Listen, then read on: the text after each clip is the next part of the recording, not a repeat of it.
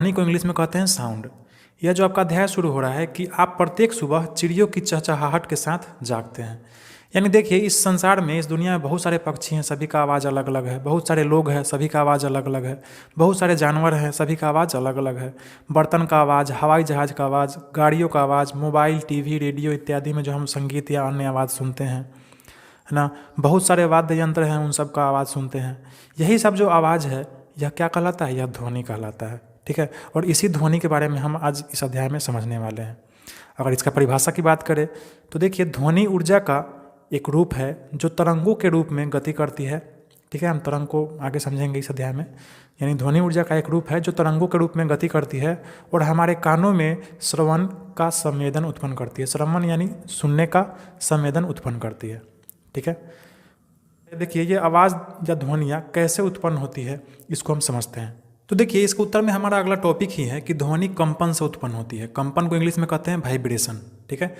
यानी ध्वनि जो है वह वाइब्रेशन से उत्पन्न होती है। जैसे हम अब बोलते हैं तो हमारे कंठ के अंदर क्या है? वोकल कॉर्ड है, और उस वोकल कॉर्ड के वाइब्रेट होने से, कंपन होने से क्या होता है? हमारे मुंह से आवाज़ निकलता है। ठीक उसी प्रकार आप मोबाइल, टीवी या रेडियो का आवाज़ सुनते हैं तो उसमें क्या होता है? उसमें स्पीकर होता है जो वाइब्रेट करता है, यानी कंपन करता है, तो क्या होता है? उसका आवाज़ निकलता है। तो इस तरह से कोई भी ध्वनि या साउंड जो है वह कैसे उत्पन्न होता है? ये कंपन यानी वाइब्रेशन से। तो इसको थोड़ा हम अच्छे से समझते हैं। देखिए, असल में होता क्या है, जब कोई स्पीकर बजता है, ठीक है, यह स्पीकर है, और जब यह बजता है तो यानी यह क्या होता है? यह वाइब्रेट होता है। ठीक, यह इतना ज़ोर से कंपन करता है कि इसके आसपास के जो हवा के कण होते हैं वह क्या करने लगते हैं? वे भी ये कंपन करने लगते हैं, वे भी वाइब्रेट करने लगते हैं, और वे कण दूसरे को धकेलने लगते हैं। यह कण यहाँ धकेलता है, यह कण इसको यहाँ धकेल के इधर भगाता है, यह कण इसको धकेलता है, और धकेलते धकेलते यहाँ का जो कण होता है यह हमारे कान के पर्दे को धकेलता है, जिससे इस स्पीकर का आवाज़ हमारे कानों तक आ जाता है। ठीक है। और यह एक तरंग के रूप में क्या करता है? आगे बढ़ता है। ठीक इसी प्रकार से अब हमारा अगला टॉपिक है मानव द्वारा उत्पन्न ध्वनि।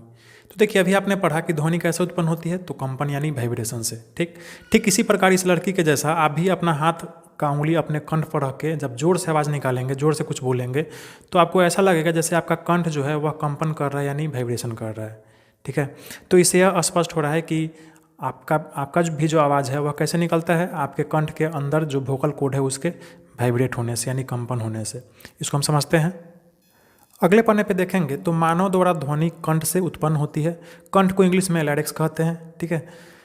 इसके बाद देखिए, श्वास नली के ऊपरी सिरे पर दो वाक तंतु होते हैं। ठीक है। श्वास नली को विंड पाइप कहते हैं, जिसे आप सांस लेते हैं अंदर या छोड़ते हैं। ठीक।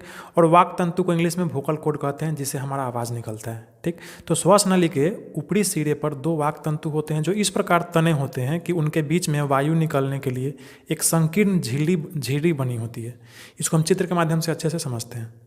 तो देखिए, इस मानव के चित्र में हम इसी श्वास नली के द्वारा हम क्या करते हैं? सांस लेते हैं। विंड पाइप के द्वारा सांस लेते हैं जो फेफड़ा तक जाता है, और फिर फेफड़ा से क्या होता है? श्वास हम वापस छोड़ देते हैं, और यहीं पे हमारा कंठ होता है। ठीक है, जिसको इंग्लिश में लैरिक्स कहते हैं। ठीक। और इसी कंठ में वोकल कॉर्ड होता है। देखिए, यही है वाक तंतु, जिसको वोकल कॉर्ड कहते हैं। देखिए, यहाँ पे दो है। ठीक है। इसको हम क्या कहते हैं? वाक तंतु कहते हैं। और जब हम बोलते हैं तो इसी के द्वारा हवा निकलता है, और इसी से हमारा आवाज़ भी निकलता है। ठीक है। या सांस भी लेते हैं तो हम इसी के द्वारा, सांस अंदर बाहर होता है, और बोलते भी हैं तो हम इसी के द्वारा क्या करते हैं? इसी के वाइब्रेट होने, इसी के कंपन होने से क्या करते हैं? हम बोल पाते हैं किसी चीज़ को। ठीक है। देखिए, यहाँ पे यह जो वाक तंतु है, वोकल कॉर्ड, यह बंद है और यहाँ पे खुला हुआ है। ठीक है। तो आशा आपको समझ में आ गया होगा किस प्रकार हमारा वोकल कॉर्ड यानी वाक तंतु वाइब्रेट करता है तो हमारे मुँह से क्या होता है? आवाज़ निकलता है। हम देखिए, इसी में आगे कह रहा है कि अलग अलग लोगों के वाक तंतु अलग अलग आकार, मोटाई तथा तनाव के होते हैं।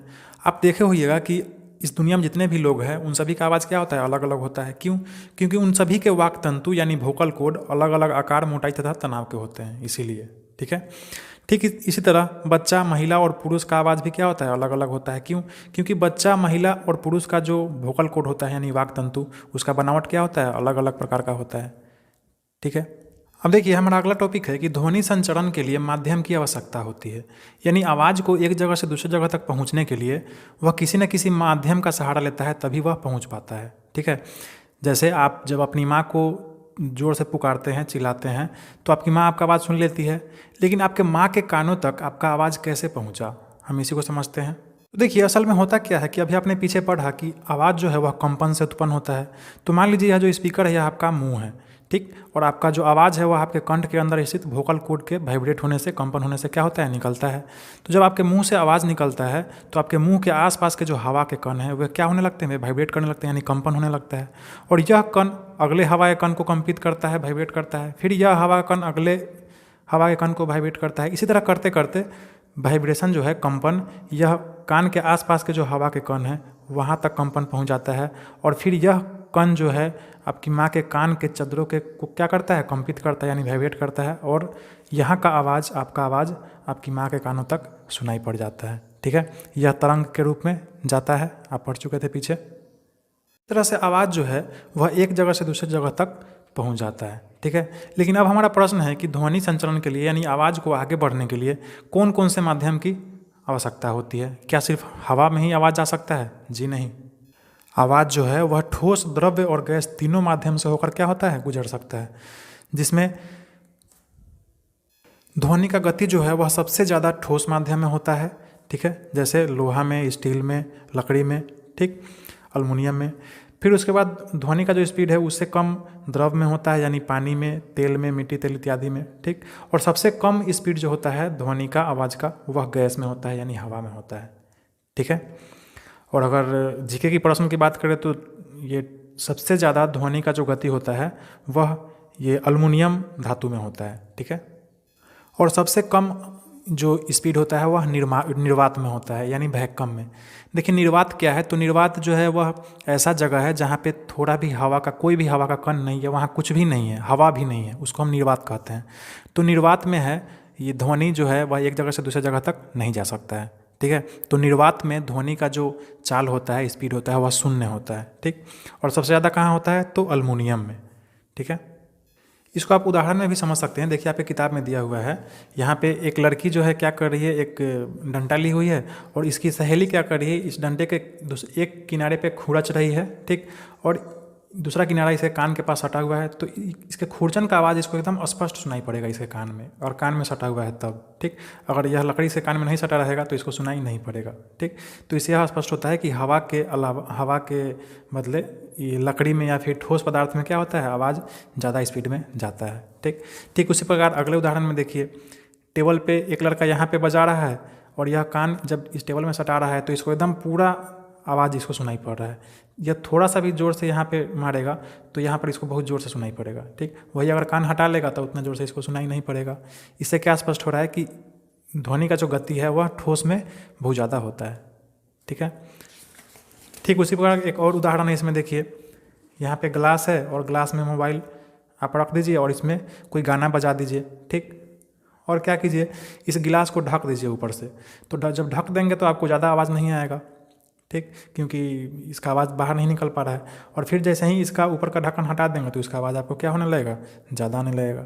तो इस तरह से आपने क्या समझा कि ध्वनि को एक जगह से दूसरे जगह तक जाने के लिए कोई ना कोई माध्यम चाहिए। ठीक है, और वह माध्यम सबसे ज़्यादा जो होता है वह ठोस में होता है, ठोस में ध्वनि गमन करता है, उसके बाद द्रव में, और उसके बाद तब फिर गैस में यानी हवा में। ठीक है, अब देखिए हमारा अगला टॉपिक है मानव कान, जिसको इंग्लिश में कहते हैं ह्यूमन ईयर। ठीक है, आप सभी के कान होंगे, दो कान, हमारे भी कान हैं, सबके कान हैं, और उसी से हम लोग क्या करते हैं, सुनते हैं।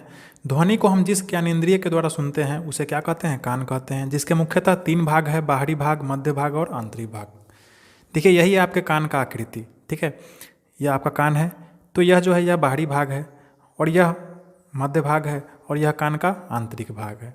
ठीक है, देखिए इसके बारे में क्या कह रहा है कि बाहरी भाग जिसकी आकृति कीप जैसी होती है, कर्ण पल्लव कहलाता है।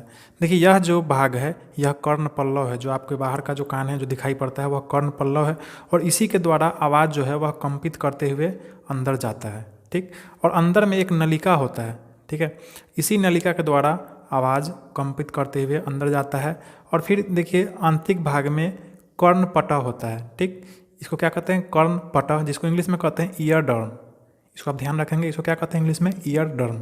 ठीक है, तो आपको तो पता है कि आवाज़ जो है वह कंपित करते हुए आता है, हवा का जो कण है वह कंपन करता है जिससे आवाज़ हमको सुनाई पड़ता है, और हवा का कण कंपित करते हुए हमारे कान के कर्णपटह यानी ईयर ड्रम को भी क्या करता है, कंपित कर देता है, यानी वाइब्रेट करता है। और इसके वाइब्रेट यानी कंपन होने से क्या होता है, यह जो विद्युत संकेत के रूप में क्या होता है, यह बदल जाता है और जो हमारे दिमाग तक पहुंचा दिया जाता है, हमारे ब्रेन तक, जिससे हमको कोई भी आवाज़ सुनाई पड़ता है। ठीक है, तो आशा आपको समझ में आ गया होगा कि हम अपने कान के द्वारा कैसे आवाज़ को सुन पाते हैं। तो किसके वाइब्रेशन सुनते हैं, अपने कर्णपटह, कान के अंदर जो कर्णपटह यानी ईयर डर्म होता है, वह जब वाइब्रेट करता है तो वहाँ से क्या होता है, आवाज़ ये बिजली के संकेत के रूप में बदल के क्या हमारे मस्तिष्क तक यानी हमारे ब्रेन तक चला जाता है, जिससे हम सुन लेते हैं किसी आवाज़ को। ठीक है, अब देखिए हमारा अगला टॉपिक है कंपन का आयाम, आवर्तकाल तथा आवृत्ति। इसको हम कॉपी में अच्छे से समझते हैं। ठीक है, कंपन को वाइब्रेशन कहते हैं, आयाम मतलब एम्पलीट्यूड, आवर्तकाल मतलब टाइम पीरियड, आवृत्ति मतलब फ्रीक्वेंसी, यानी वाइब्रेशन का एम्पलीट्यूड, फ्रीक्वेंसी और टाइम पीरियड इत्यादि हम समझेंगे। सबसे पहले कंपन को समझते हैं। कंपन को इंग्लिश में कहते हैं वाइब्रेशन। ठीक है, वाइब्रेशन का मतलब आप समझते हैं, किसी वस्तु का बार बार इधर उधर गति करना क्या कहलाता है, कंपन कहलाता है। ठीक है, इसको वाइब्रेशन कहते हैं। किसी वस्तु का बार बार इधर उधर गति करना क्या कहलाता है, वाइब्रेशन यानी कंपन कहलाता है। और इसी कंपन को यानी वाइब्रेशन को दोलन गति भी कहा जाता है। ठीक है, और इस दोलन गति को इंग्लिश में ऑक्सीलेटरी मोशन कहा जाता है। आप इसको ध्यान में रखेंगे, दोलन गति मतलब ऑक्सीलेटरी मोशन। यह कंपन और दोलन गति दोनों एक ही चीज़ है, वाइब्रेशन और ऑक्सीलेटरी मोशन दोनों एक ही चीज़ है। आप पढ़ चुके हैं कि जब आवाज़ जो है, ध्वनि आगे बढ़ता है तो इसी तरह तरंग के रूप में क्या होता है, वह आगे बढ़ता है। ठीक है, और हम कंपन को इसी से क्या करते हैं, संकेत करते हैं, इंडिकेट करते हैं। अब हम आगे चलते हैं, इसको आप अपने कॉपी में नोट करते चले, ज़्यादा अच्छा रहेगा। अब हमारा अगला टॉपिक है कंपन यानी दोलन गति, जो अभी आप पढ़े हैं ऑक्सीलेटरी मोशन या वाइब्रेशन, उसी का आवृत्ति। इस आवृत्ति को इंग्लिश में कहते हैं फ्रीक्वेंसी। ठीक है, इसका परिभाषा है कि प्रति सेकेंड होने वाले दोलनों की संख्या को दोलन की आवृत्ति कहते हैं। ठीक है, मतलब एक सेकेंड में जितना बार दोलन होगा वह क्या होगा, वह दोलन का आवृत्ति कहलाएगा। ठीक है, और दोलन का आवृत्ति जो होता है फ्रीक्वेंसी, उसको हम हर्ज में नापते हैं। ठीक है, HERTZ। ठीक है, इसको शॉर्ट में HZ भी लिखते हैं। ठीक है, जैसे वजन आप किलो में नापते हैं, है ना, समय आप सेकेंड में, मिनट में नापते हैं। ठीक, लंबाई आप सेंटीमीटर, मीटर में नापते हैं। ठीक उसी प्रकार आवृत्ति फ्रीक्वेंसी को हम किस में नापते हैं, हर्ज में नापते हैं। ठीक, अब देखिए हम यहाँ पर दो उदाहरण दिए हैं आपको समझाने के लिए। अभी आप पढ़े हैं कि दोलन क्या होता है, इसी प्रकार से गति करता है। ठीक, तो देखिए यहाँ यह जो दोलन हो रहा है वह देखिए यहाँ से यहाँ तक यानी एक सेकेंड में देखिए कितना बार दोलन कर रहा है। यहाँ से यहाँ तक आया एक, यहाँ से यहाँ तक आया, फिर 2 3 4 5 6 7, एक सेकेंड में यह 7 बार दोलन कर रहा है। तो इसका आवृत्ति यानी फ्रीक्वेंसी कितना हो जाएगा, 7 हर्ट्ज हो जाएगा। ठीक उसी प्रकार इस उदाहरण में देखिए यहाँ से यहाँ तक एक सेकेंड में 1 2 3 कितना बार ये दोलन कर रहा है, 3 बार। तो इसका फ्रीक्वेंसी यानी आवृत्ति क्या हो जाएगा, 3 हर्ट्ज हो जाएगा। ठीक है, अब ध्यान दें कि यह जो दोलन वाला उदाहरण है, इस उदाहरण का जो आवर्तकाल है वह छोटा है। ठीक है, आवर्तकाल क्या है, देखिए इतना ही दूर में एक बार दोलन कर जा रहा है, फिर इतना ही दूर में एक बार दोलन कर जा रहा है। तो इसका आवर्तकाल छोटा है, जिस कारण से इसका आवृत्ति ज़्यादा हो जा रहा है। लेकिन इस उदाहरण में इसका आवर्तकाल देखिए बड़ा है, इससे बड़ा है। ठीक है, और बड़ा आवर्तकाल होने के कारण, बड़ा ज़्यादा टाइम पीरियड होने के कारण क्या हो जा रहा है, हमारा आवृत्ति यानी फ्रीक्वेंसी कम जा रहा है। ठीक है, तो इसको आप ध्यान में रखेंगे और समझ लेंगे। तो आशा है आपको आवृत्ति क्या है, फ्रीक्वेंसी समझ में आ गया होगा। ठीक है, अब हम आगे बढ़ते हैं। इसको आप अभी अपने कॉपी में नोट करते चलेंगे, नहीं समझ में आए तो दोबारा रिपीट कर लेंगे, समझ में आ जाएगा। अब हमारा अगला टॉपिक है इसी में कि आयाम क्या है। आयाम को हम एम्पलीट्यूड कहते हैं। ठीक है, आयाम मतलब एम्पलीट्यूड यानी किसी भी कंपन यानी दोलन गति का आयाम क्या है। तो देखिए कंपित वस्तु अपनी मध्य स्थिति से अधिकतम जिस दूरी तक जाती है उसे उसका आयाम कहते हैं। ठीक है, जैसे अभी आप जो पढ़े हैं दोलन जो हो रहा है, तो देखिए इस उदाहरण में देखिए यहाँ कुछ ज़्यादा ही बड़ा इसका दोलन हो रहा है। ठीक है, तो यहाँ से यहाँ तक का जो ऊंचाई, बीच का जो मध्य भाग है, इससे जो इसका ऊंचाई है, ठीक है, इसका ज़्यादा है, इसी को हम आयाम कहते हैं। लेकिन इस उदाहरण में देखिए इसका जो बीच का जो स्थिति है, इससे थोड़ा ही दूरी पर उठ रहा है, फिर नीचे गिर रहा है, फिर उठ रहा है, तो इसका जो आयाम है यह होगा। ठीक, यानी इस उदाहरण में आपको हम यह बताना चाह रहे हैं कि इसका आयाम बड़ा है, एम्पलीट्यूड बड़ा है, और इस उदाहरण में जो दोलन हो रहा है इसका एम्पलीट्यूड यानी आयाम क्या है, देखिए छोटा है। ठीक है। तो आशा है आपको आयाम भी समझ में आ गया होगा, ठीक है। तो आपके इस टॉपिक में यही चीज़ समझाने का प्रयास कर रहा था जो अभी आपको हम समझाएं। आशा है आपको अच्छे से समझ में आ गया होगा। नहीं समझ में आया तो रिपीट कर लेंगे तो आपको अच्छे से समझ में आ जाएगा, उसको आप अपने कॉपी में नोट भी कर लेंगे। अब देखिए इसी में आगे कह रहा है कि आयाम तथा आवृत्ति किसी ध्वनि के दो महत्वपूर्ण गुण हैं। अभी आप पढ़े हैं ना, आयाम और आवृत्ति, वह किसी भी ध्वनि का दो महत्वपूर्ण गुण है। क्या हम ध्वनियों में उनके आयामों तथा आवृत्तियों के आधार पर अंतर कर सकते हैं? बिल्कुल कर सकते हैं। देखिए कैसे अंतर करेंगे। तो इसी के आधार पर हमारा अगला टॉपिक बन रहा है प्रबलता तथा तारत्व, ठीक है। प्रबलता तथा तारत्व, और इसको इंग्लिश में कहते हैं लाउडनेस एंड पिच, ठीक है। प्रबलता को लाउडनेस कहते हैं और तारत्व को पिच कहते हैं। इसको भी हम समझ लेते हैं। तो देखिए प्रबलता के बारे में कह रहा है, प्रबलता को लाउडनेस कहते हैं कि ध्वनि की प्रबलता इसके आयाम पर निर्भर करती है, ठीक है। तो अब प्रबलता को थोड़ा समझ लीजिए। जैसे आप खुसुर फुसुर करके बात करते हैं तो वह कम प्रबल आवाज़ है, और जब आप ज़ोर से चिल्ला के बोलते हैं कस के तो वह क्या है, ज़्यादा प्रबल आवाज़ है, ज़्यादा लाउड आवाज़ है, ठीक है। तो यह जो प्रबलता है इसके आयाम पर निर्भर करता है। कैसे, इसको भी समझ लेते हैं। देखिए अभी आप पढ़े हैं आयाम के बारे में, इसको एम्पलीट्यूड कहते हैं, ठीक है। आयाम में जो दोलन होता है वह ज़्यादा, देखिए यहाँ से मध्य जो दूरी है, यहाँ से इसका दूरी जो है यह बहुत ज़्यादा है, तो यह ज़्यादा लाउड आवाज़ होगा, ठीक है। बहुत ज़्यादा आप ज़ोर से चिल्लाते हैं, ज़ोर से सिर दहाड़ता है, हवाई जहाज़ का आवाज़ ज़ोर से कान में आता है, तो वैसा आवाज़ सब जो है वह सब जैसे ढोल बजता है, तो उस सब का आयाम जो होता है यानी यहाँ से यहाँ तक का जो दूरी होता है वह ज़्यादा बड़ा होता है, ठीक। लेकिन वही इस उदाहरण में जब देखिए कि यहाँ का आयाम क्या है, यहाँ देखिए छोटा है, ठीक है, थोड़ा ही दूर पर दोलन कर ले रहा है। तो यह जैसे आप खुसुर फुसुर बात करते हैं या फिर आप सांस लेते हैं तो उसका आवाज़ आता है, ठीक है। तो उसका आयाम जो होता है यहाँ से यहाँ तक का दूरी वह छोटा होता है, ठीक है। तो वही बात आपको यहाँ पे समझा रहा है कि ध्वनि की प्रबलता यानी लाउडनेस इसके आयाम पर निर्भर करता है। ज़्यादा बड़ा आयाम होगा तो ज़्यादा लाउड आवाज़ होगा, और कम आयाम होगा तो धीरे धीरे उसका आवाज़ आएगा, ठीक है। प्रबलता की इकाई डेसिबल है। हम प्रबलता को किस में नापते हैं, डेसिबल में नापते हैं। जैसे वजन किलो में नापते हैं, पानी को लीटर में नापते हैं, वैसे ही ये ध्वनि का जो आवाज़ का जो प्रबलता है कि कितना ज़ोर से आवाज़ निकले, उसको हम किस में नापते हैं, डेसिबल में नापते हैं, ठीक है।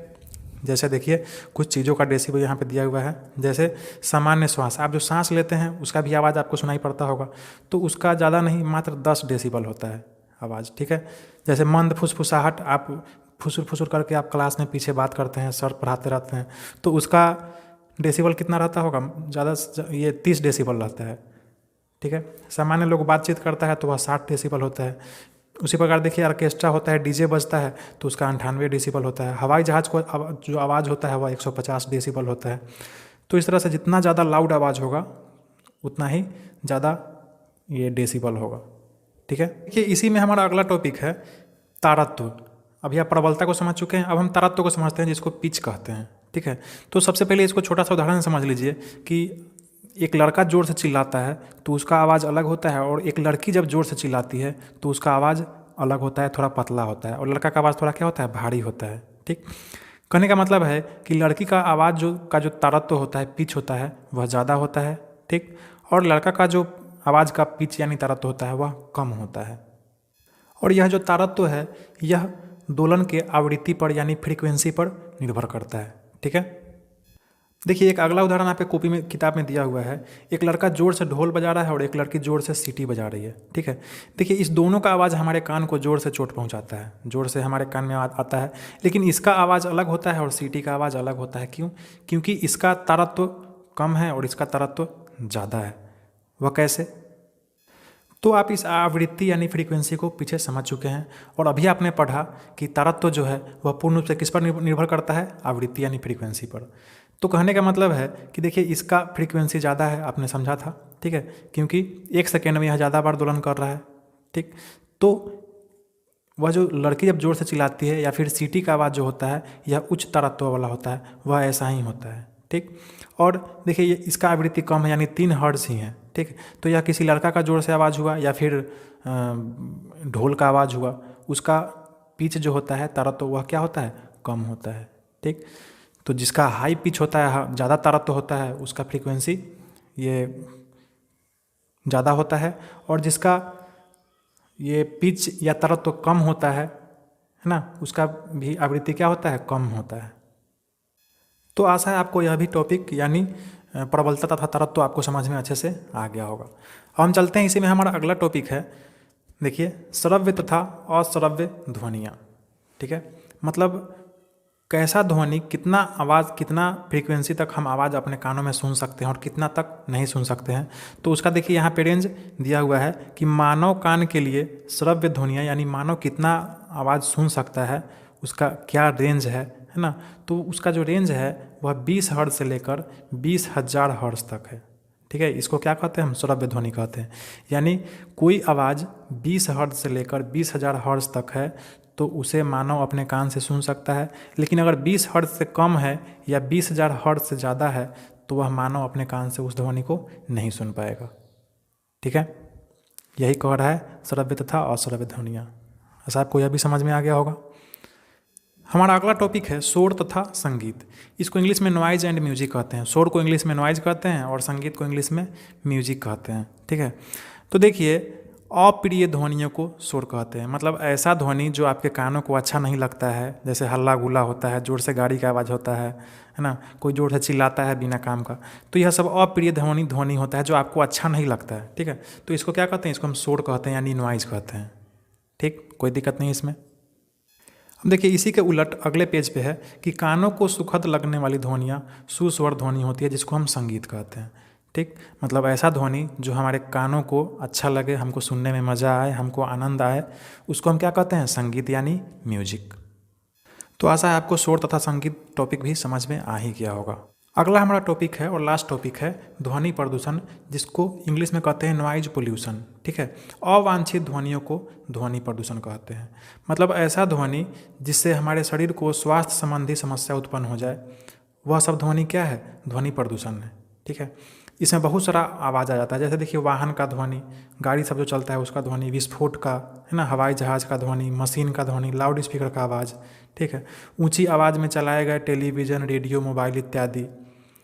तो यह सब जो है, यह सब क्या है, ध्वनि प्रदूषण के लिए उत्तरदायी है। ठीक है, अच्छा, कभी कभी हमारा आपस में बातचीत करना भी क्या हो जाता है, यह ध्वनि प्रदूषण का ही एक कारण हो जाता है। आप क्लास में जोर जोर से बात करते होंगे तो आपको पता नहीं चलता होगा, लेकिन आपके सर का माथा जरूर दर्द करने लगता होगा। ठीक है, तो यह सब जो है यह ध्वनि प्रदूषण का कारण है। ठीक, और इसी में आगे कह रहा है कि ध्वनि प्रदूषण से स्वास्थ्य संबंधी समस्या उत्पन्न होती है, जैसे अनिद्रा, है ना, रात में सोने में दिक्कत हो जाती है, ज़्यादा आवाज़ सुन लेंगे तो तनाव हो जाता है, टेंशन हो जाता है आदमी के दिमाग में, है ना। और ध्वनि प्रदूषण से आदमी अस्थायी या अस्थायी श्रवण निषक्तता भी आ सकता है। कहने का मतलब है कि आदमी बहरा भी हो सकता है ना, किसके वजह से, ध्वनि प्रदूषण की वजह से। ठीक है, इसलिए कान में ज़्यादा देर तक हेडफोन लगाकर भी जोर आवाज़ से ये ज़्यादा साउंड करके नहीं सुनना चाहिए हमको। ठीक, तो यह सब था ध्वनि प्रदूषण में ये का कारक। ठीक, और इससे हमें क्या क्या स्वास्थ्य संबंधी समस्या हो सकती है। अतः ध्वनि प्रदूषण को नियंत्रित या सीमित करने के उपाय हमको सोचना चाहिए। ठीक है, यहाँ पे आपका यह अध्याय खत्म हुआ। अब हम चलते हैं इसके अभ्यास प्रश्नों की तरफ। देखिए, इसमें पहला प्रश्न है सही विकल्प चुनिए। चारों विकल्प में से आपको सही विकल्प चुनना है। और प्रश्न है कि ध्वनि एक स्थान से दूसरे स्थान तक कैसे जाती है, ठोस माध्यम या निर्वात से, द्रव माध्यम या गैस से। इसका सही उत्तर होगा ठोस, द्रव तथा गैस माध्यम, तीनों में से या तीनों में से कोई या तीनों से। ठीक है, मतलब ध्वनि ठोस से भी गुजर सकता है, द्रव से भी पास हो सकता है और गैस से भी पास हो सकता है। ठीक है, लेकिन निर्वात में ध्वनि पास नहीं हो सकता है, एक जगह से दूसरी जगह नहीं जा सकता है, इसको आप ध्यान रखेंगे।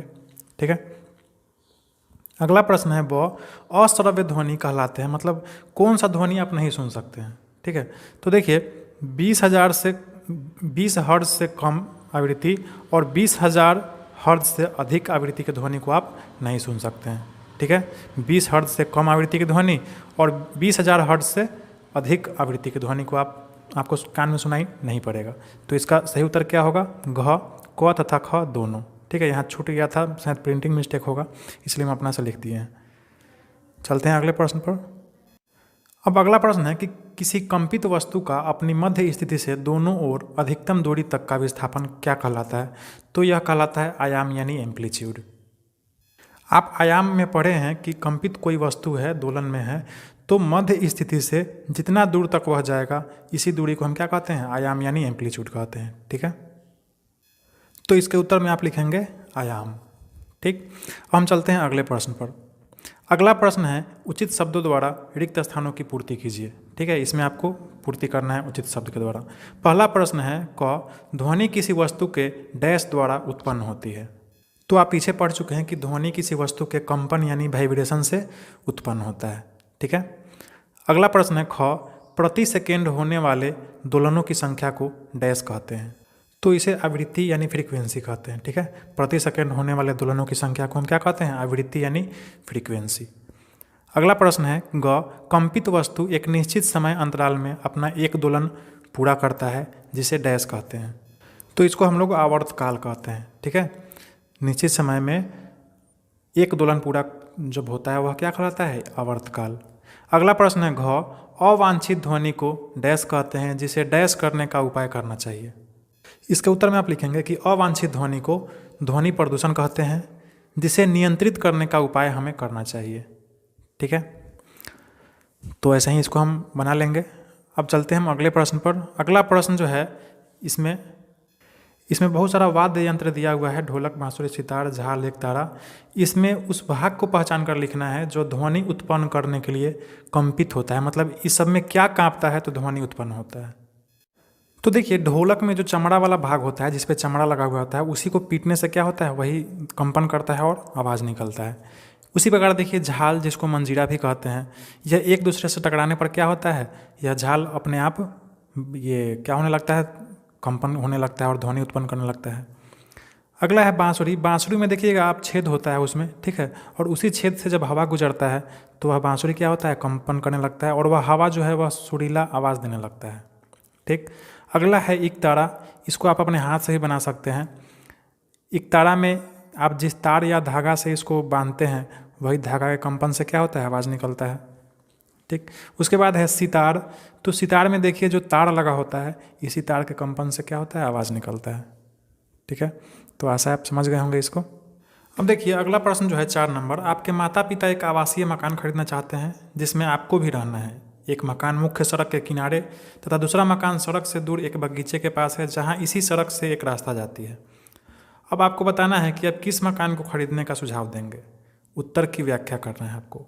ठीक है, तो इसका उत्तर में आप लिखेंगे कि मेरा सुझाव रहेगा कि मुख्य सड़क से दूर बगीचे के पास वाला मकान खरीदा जाए, क्योंकि इसमें हम 3 बिंदु देंगे। ठीक है, पहले बिंदु में देंगे कि मुख्य सड़क पर गाड़ियों के आने जाने से क्या होता है, शोरगुल बहुत ज़्यादा होता है। ठीक, दूसरे बिंदु में लिखेंगे कि बगीचे के पास वाले मकान में शांति रहेगी और शुद्ध हवा का आवागमन होगा।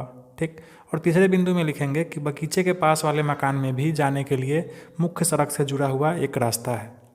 ठीक है, अतः हमारा सुझाव रहेगा कि बगीचे के पास वाला ही मकान खरीदा जाए। ठीक है, अब देखिए अगला प्रश्न है आपका 5 नंबर। इसमें कह रहा है कि आपका मित्र मोबाइल से हमेशा संगीत सुनता रहता है, क्या वह सही कार्य कर रहा है, व्याख्या कीजिए। तो देखिए इसके उत्तर में आप लिखेंगे कि अगर मेरा मित्र मोबाइल से हमेशा संगीत सुनता रहता है तो वह सही कार्य नहीं कर रहा है। इससे उसको उसके कानों पर बुरा असर पड़ सकता है और वह अस्थायी या अस्थायी श्रवण निशक्त यानी बहरा भी हो सकता है। ठीक है, अब देखिए इसी में अगला प्रश्न है 6 नंबर। मानव कान का नामांकित चित्र बनाएं तथा उसके कार्यों को लिखिए। तो देखिए आपके किताब में यहाँ मानव के कान का चित्र बड़ी अच्छा से बनाया हुआ है। इसको आप पेंसिल से अपने कॉपी में बनाने का प्रयास कर सकते हैं, इसको बना सकते हैं इसके उत्तर में। ठीक है, और इसके कार्य प्रणाली के बारे में आप लिखेंगे कि मानव कान का बाहरी भाग कर्ण पल्लव कहलाता है। यह ध्वनि कंपन ग्रहण करता है। यह कंपित ध्वनि कान के नलिका से गुजरकर कर्णपटह यानी ईयर ड्रम को कंपित करता है। कंपित कर्णपटह ध्वनि को विद्युत संकेत में बदल देता है जिसे श्रवण तंतु द्वारा हमारे मस्तिष्क को पहुंचा दिया जाता है। अंत में मस्तिष्क इसे ध्वनि के रूप में ग्रहण करता है जिससे हम ध्वनि को सुन पाते हैं। ठीक है,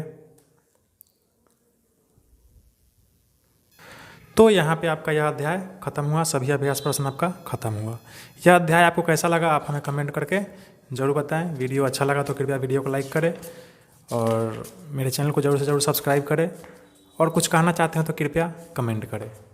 ठीक है, पढ़ाई अपना जारी रखें, खूब खुश रहें।